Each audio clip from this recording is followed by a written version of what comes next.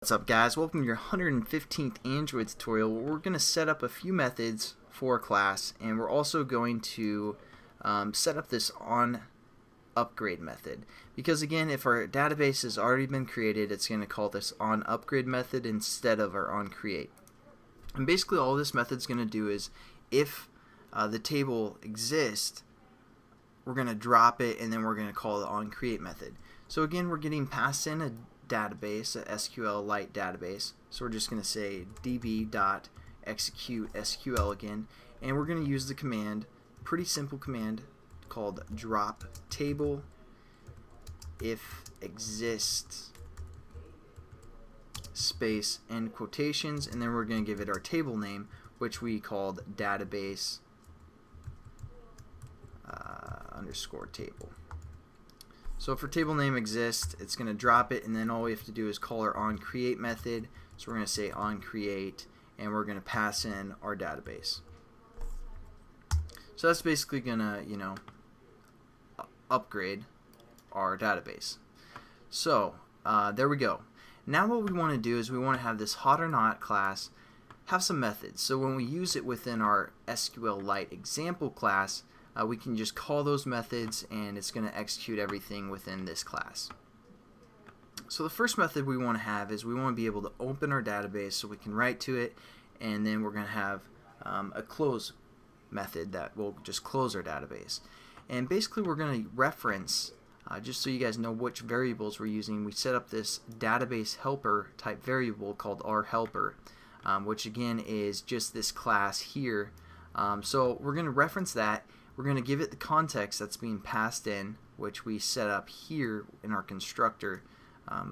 So those are the two variables that we're going to use to open, just to let you guys know.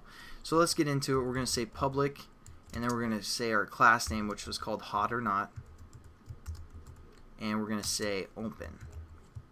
Alright, so we created our open method, and then we're just going to hit enter, and it's giving us an error because we need a return statement of some sort.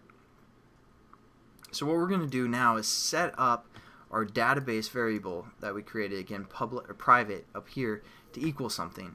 So we're going to say rHelper, and we're going to set this equal to new DB or database helper. And we need to give it something within its parameters. Again, as you can see here, our constructor for our database helper class takes in a context. So we're going to give it the context right here called rContext that we set up within our constructor for our class. So we're just going to say rContext. And then finish our statement. That's going to again pass in just our information here, get everything set up with our database name, the version. So it's just going to get everything set up for the most part. Now what we also want to do is we want to set up this variable called our database, which again is SQLite database type. So what we're going to do here is we're going to say our database is equal to basically our helper that we just set up. So we're going to say our helper dot get, and you can see we can either get readable or get writable. So we could have set, instead of open, we could say write or something like that, more specific method. But we're just going to say get writable, because if we can write to it, we can also, for the most part, read it as well. So basically, just kind of overview what we've done. We have this helper from our database helper class. It's just going to give it a new instance of that object, passing in the context of whatever is being passed into our hot or not class. And then what we're going to do is we're going to set up our database and we're just going to get the writable database. So it's going to basically open up our database through our helper.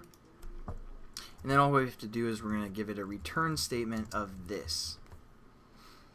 So that's basically it for this tutorial.